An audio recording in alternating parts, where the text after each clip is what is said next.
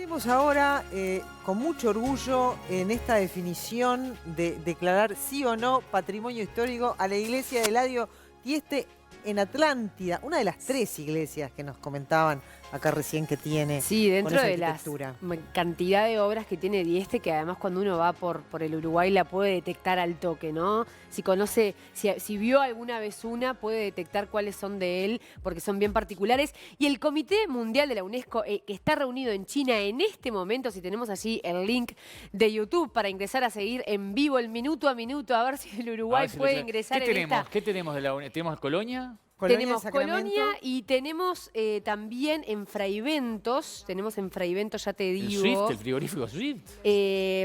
¿Para qué? Tengo doble fase acá. Parque, Fraiventos, el paisaje cultural industrial de Fraiventos, sí, que forma parte del frigorífico, sí, exactamente, sí, que fue registrado en 2015. Ah, mirá. Exactamente. Bueno, ahí tenemos, lo estamos escuchando en vivo. Esa es este comité internacional que define... No me digas que justo agarramos la parte de Uruguay, ¿no? No, todavía no. Uruguay me parece que es un poquito más tarde, ¿eh? Según el cronograma que me pasaron, va a ser sobre las 12 más o menos que van a estar conversando sobre Uruguay. A ver, para escuchar lo que Me están gustaría diciendo. entonces primero ofrecer la palabra a la relatora para que nos presente las enmiendas que ha recibido el proyecto de decisión. Este es otro edificio que están hablando. Claro, ¿no? Hemos recibido una enmienda van que pasando por los países y dentro de cada país las arquitecturas o los lugares que han sido propuestos. Justamente ahí se lleva una discusión y luego se resuelve, pero todo indica que esta iglesia de Cristo va a ser reconocida por la UNESCO. Y bueno, como le decíamos, estamos escuchando allí, en este momento el comité está reunido en China, su sesión anual, que está atrasado, tienen el doble de trabajo, porque claro, en 2020 no se hizo, y justamente están haciendo el 2020 y 2021. En su escritorio de trabajo tienen a esta iglesia tremenda que estábamos viendo en imágenes y que hemos estado conversando toda la mañana, que es, bueno, la iglesia de Cristo Obrero de Atlántida, que fue diseñada por el ingeniero civil y arquitecto honoris causa. Ahí va, mira, perdóname que te pasaron el título de arquitecto se lo concedió un honoris. Exacto, honoris causa, que fue... la teleaudiencia que tiene un nivel... Bueno, pero lo dijimos nosotros acá, Pepe, un poquito. Yo dije arquitecto y me cuestionaron, y después fui a Las Fuentes, que es la Sociedad de Arquitectura del Uruguay. Es el único arquitecto honoris que tenemos en Exacto, entonces se le dice ingeniero civil y arquitecto. Si bien de carrera es ingeniero civil, por honoris ha sido decretado arquitecto. Bueno, fue en 2019 que la Comisión de Patrimonio Cultural de Uruguay y el Ministerio de Educación y Cultura decidieron que esta iglesia y otras obras de Diesta que también entraban en el paquete, ¿vos sabés que eran otras? Formaron parte del expediente que se presentó en febrero ante la UNESCO para que fueran consideradas. Y después la que quedó, de alguna manera, es esta iglesia de Cristo. ¿Vos sabés que originalmente era el Centro Deportivo Municipal, ahí Carolina, en Maldonado? También era la torre de las telecomunicaciones y la casa Berlingueri, la casa esa que está ahí en todo Maldonado, ahí en Punta Ballena. Esas eran las 3. Después hubo un cambio y se decidió y quedó esta iglesia, exacto, de Cristo en Atlántida. Bueno, les voy a contar un poco, yo no sé nada de arquitectura, pero les voy a contar qué dicen los que saben, ¿no? Qué es lo que importa mientras vemos las imágenes de lo espectacular de esta obra. Esta edificación se construyó en 1959, enteramente con ladrillos a la vista, como decía Martín. En vez de que tenga, digamos, un espacio entre ladrillo y ladrillo, es todo, digamos, plano, ¿no? ¿Cómo es que se llama la técnica? No es un bolseado, o sea, que quedan todo el ladrillo, en vez de quedarte con la hendidura entre ladrillo y ladrillo, se pone... Exactamente. No tiene columnas, no tiene vigas y destaca por sus paredes y techos ondulados, y ahí está la complejidad de la obra civil, de alguna manera. Que fíjese, le muestro acá para que siga explicando. A ver, señor director, que tenemos acá un ejemplo de Fablet. ¿Qué pasa? Los arcos con una luz de 40, 50 metros, como tienen algunos galpones de Dieste, no sé qué luz tiene la iglesia que está hablando Maggie, necesitan de una viga central porque si quieres un arco así, se ondula. O sea, no hay forma de que usted lo pueda mantener sin una viga central porque pandea. Lo ve así, ¿no? En cambio, ¿qué es lo que se le ocurre a Dieste? Que es la genialidad del ingeniero. Es el doble arco articulado. O sea, este arco, en vez de ser totalmente plano, una construcción liviana que se llama cerámica, la construcción de cerámica armada, consigue una doble ondulación y entonces esto permite, fíjese, que permite que esto no non dule y quede pandeado. O sea, Entonces, tiene esa doble ondulación, ondulación. y la otra que es la que, claro, la que la hace el dos. efecto. Exacto. Y o sea, además la así doble entra ondulación. un juego de luces que es impecable. Está buenísimo también eso, ¿no? Y lo combina también con las paredes que también son onduladas. Entonces, la carga, el peso de ese arco cae sobre las vigas que sí. Estamos construyendo con la audiencia, me encanta. La técnica se llama ladrillo rasado. Rasado. ¿Ah? Así Nos es. dicen ahí. Bueno, les voy a leer una descripción que hace la Facultad de Arquitectura en su página, que me parece bastante linda, y después cita unas palabras de Dieste sobre esta obra que se las voy a leer. Dice la facultad: basta ingresar a la iglesia de Atlántida para comprender que la arquitectura es capaz de emocionar. El expresivo movimiento de las curvas en paredes y techo, esto que contaba Martín, el sutil manejo de la luz y la maestría de la disposición del ladrillo nos regalan una experiencia diferente en la contemplación y el uso del espacio. En la obra temprana de Dieste fue creada desde su más íntima convicción religiosa, esto es interesantísimo, y busca expresar arquitectónicamente el contenido mismo del ritual, ¿no? El momento en el que uno va, digamos, a esa celebración que es la misa, respondiendo de un modo claro y sentido a las necesidades de los fieles, y la cita en una frase a Dieste que dice lo siguiente. Esto lo dijo Dieste sobre su propia obra.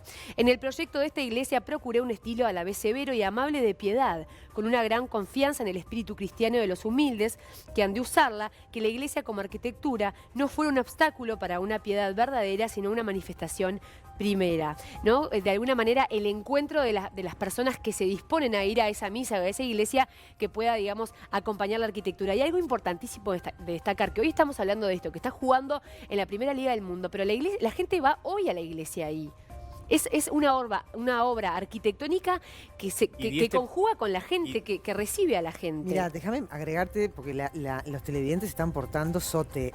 Dice que la iglesia de Cristo Hebreo está en la estación Atlántida, ay, para que se me fue construida íntegramente con la donación de la señora Adela Urioste Lema de Giudice, quien vendió un campo heredado de sus Santos Urioste Lema, de su padre, y con ese dinero logran hacer esta obra. Y otra cosa interesante que nos escriben acá, que es lindo también de contarles, de una televidente que dice que yo nací y me crié en Atlántida. Con respecto al ingeniero Eladio Dieste y la iglesia de Atlántida, es una de las 2 o 3 en el mundo que tiene el bautisterio, que es subterráneo. Hay un bautisterio, que no sé si lo tenés ahí, que dice: mi padre Enrique de Montel era amigo de Dieste y lo ayudó, entre otras cosas, donando la instalación eléctrica de esta gran obra. Claro, porque como les decía, y tiene que ver con lo que cuenta Clau en el mensaje, todo está dispuesto para que la celebración, ese ritual religioso, que en realidad es el contenido de esa iglesia, Pensaba en eso, sí. Exacto, reciba a los fieles de esa forma. Y justamente en la página de la Facultad de Arquitectura dice: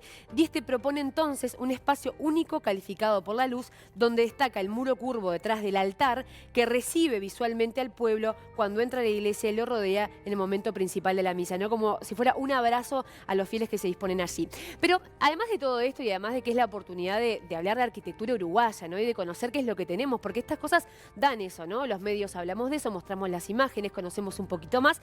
Pero ¿qué significa este reconocimiento de la UNESCO? ¿Tenemos obligaciones? ¿Tenemos nuevos derechos? ¿Qué es lo que nos da o qué es lo que estamos obligados? Bueno, estuve hablando con Natalia Brenner, que es presidenta de la Sociedad de Arquitectos del Uruguay, y me decía que para elegir hay criterios distintos y no todas las obras que se evalúan con los mismos criterios, ¿no? Que se toman en cuenta diferentes cuestiones, y hay condiciones, me decía ella, que tienen que ver con la integridad, con la autenticidad, la protección y la gestión. Esos son como, digamos, los pilares fundamentales en que la UNESCO se basa para otorgarte o no este reconocimiento. Y el bien patrimonial debe demostrar en distintos atributos, y los lugares deben tener un valor universal excepcional. Esto es lo que me dice Natalia. En el caso de esta iglesia, en el caso de la iglesia de Cristo Obrero, se valora la forma, el diseño, los materiales, el significado a nivel cultural, pero a su vez la capacidad del país de su protección y su gestión. Esto es importante porque más allá de reconocer que es una obra de ingeniería y arquitectónica sin igual, también reconoce que el Uruguay ha sabido gestionarla y cuidarla. El Uruguay, también la comisión Eladio Dieste, que trabaja mucho en este sentido.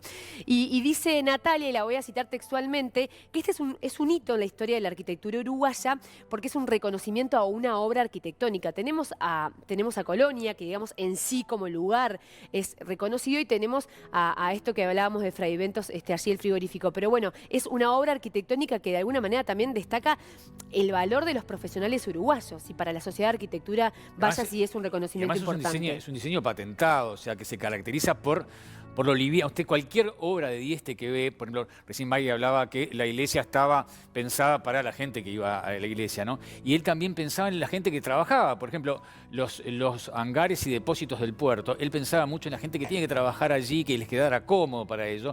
Y la sensación de liviano, de que fuese liviano, que fuera una construcción liviana y que fuera agradable de ver, hacía que el trabajador se sintiera más a gusto en ese Claro, lugar. y esas características también es lo que hace que hoy en día todas las obras de Dieste todavía convivan con la gente, Sí. ¿no? Convivan porque hoy la iglesia uno la puede visitar, puede ir a misa allí.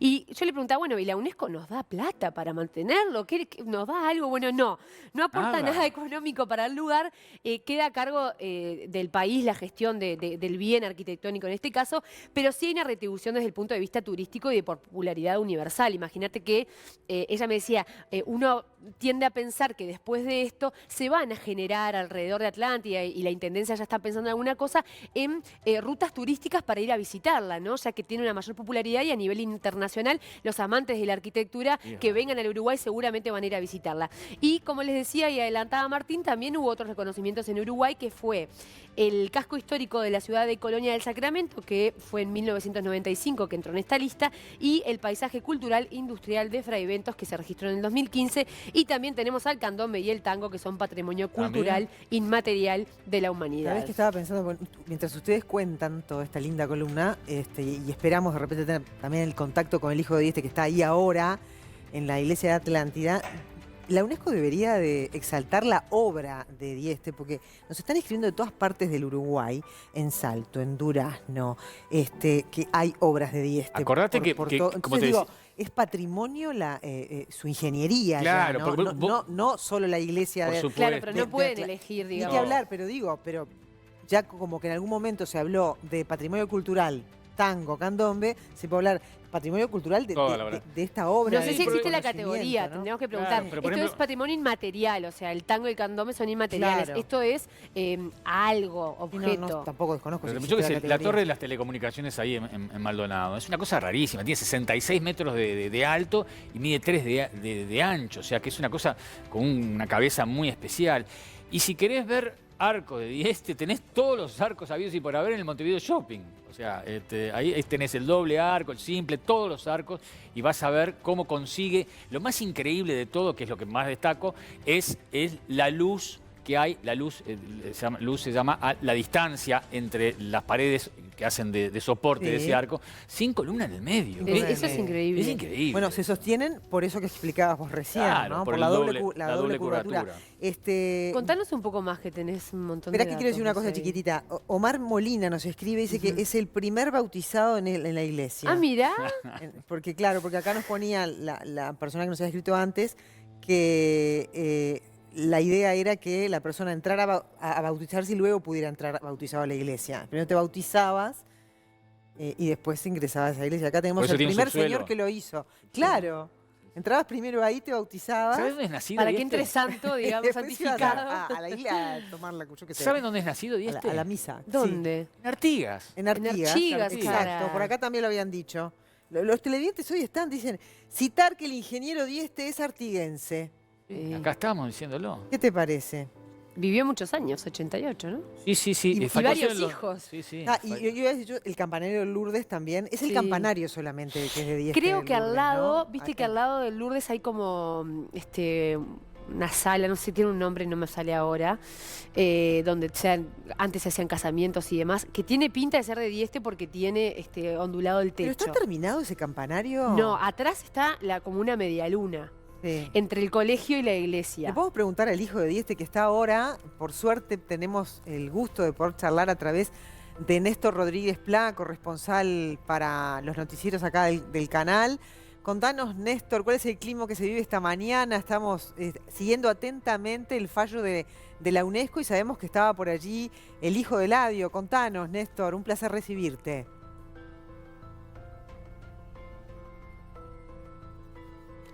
¿Estamos con cierto delay? Sí, no o tenemos nos audio. llega el retorno? No nos llega el retorno del audio. Vamos a chequear a ver si podemos restablecer Y el están contacto. nada más y nada menos que en el lugar de los ¿Qué te hechos. parece? Divino.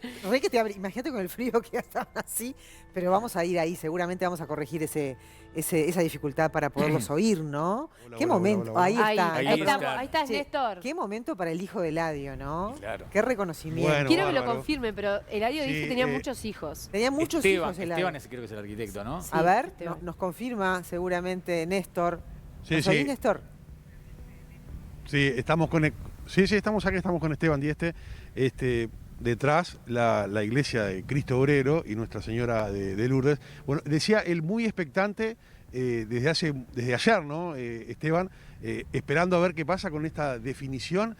Quedan 2 temas para tratarse antes de esta posibilidad de que se declare monumento histórico de la humanidad.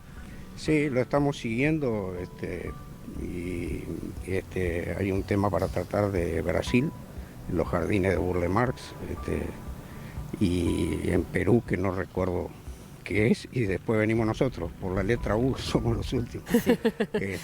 Obviamente, con expectativa y con ansiedad, yo tengo la impresión de que definitivamente va a quedar integrada la iglesia en la lista de patrimonio, pero tenemos que esperar a que el comité diga que sí. ¿Por qué están prácticamente seguros ya que va a ser declarado patrimonio precisamente esta obra?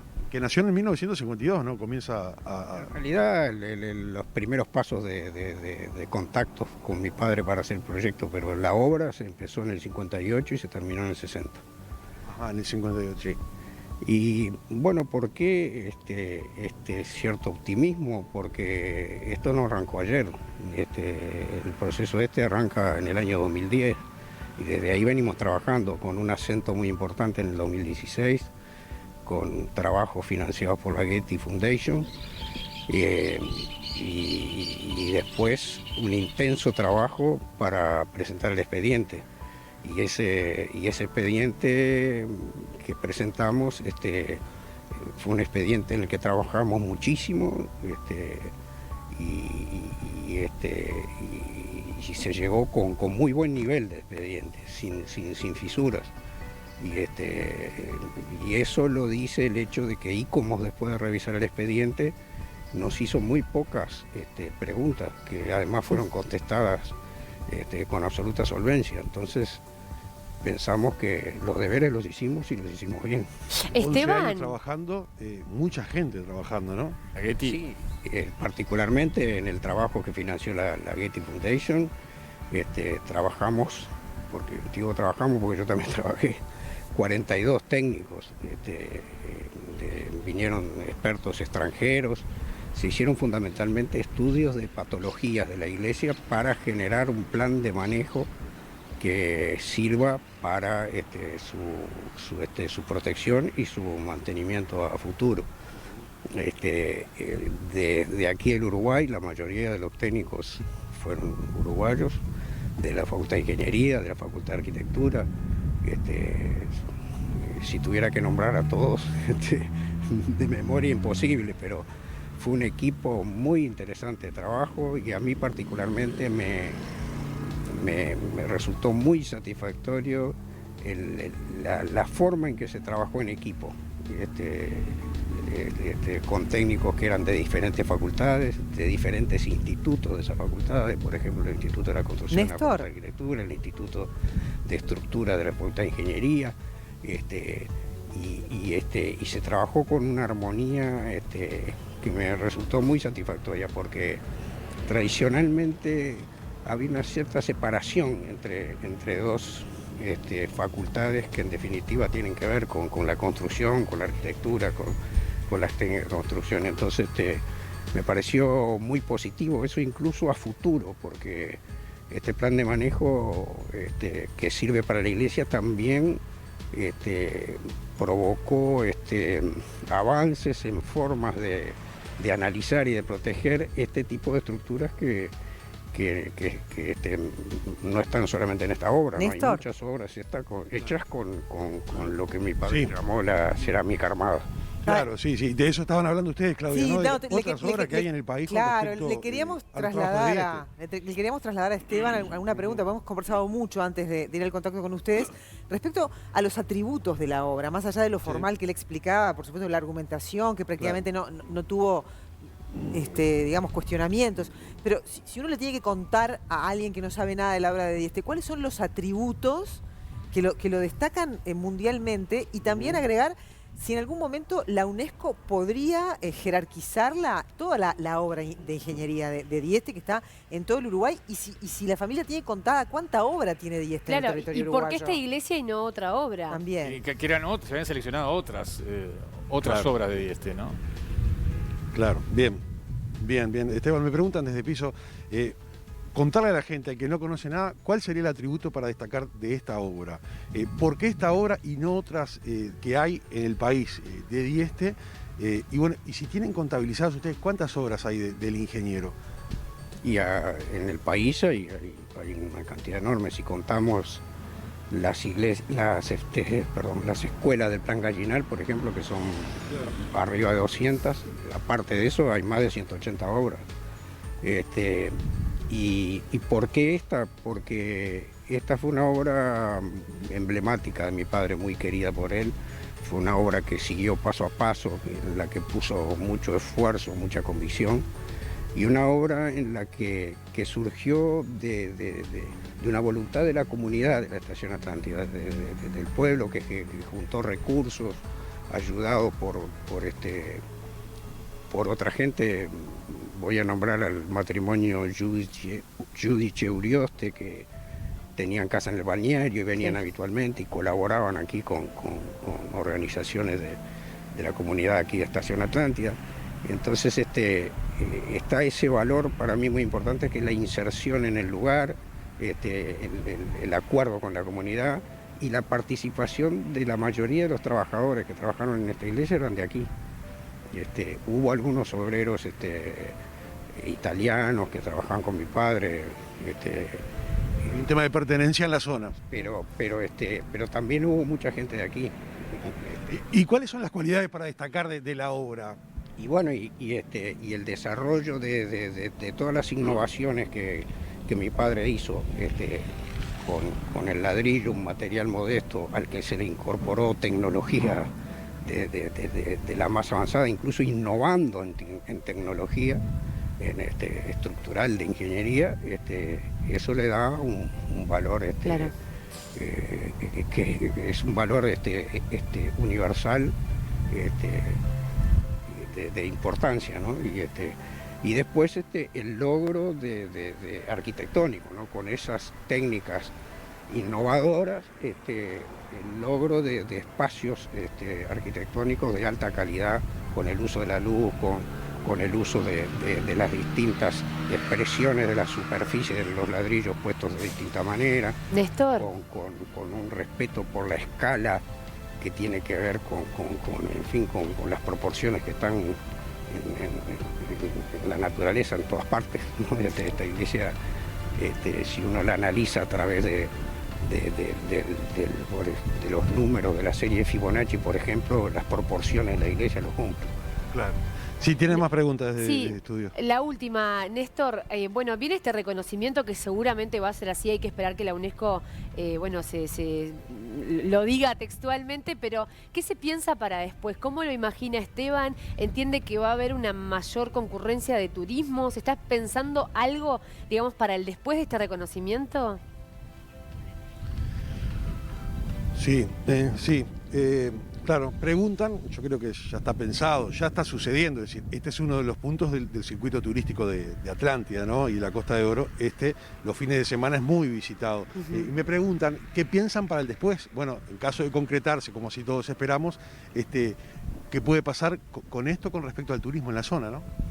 Y yo creo que lo que ya de hecho se da va a tener un aumento importante.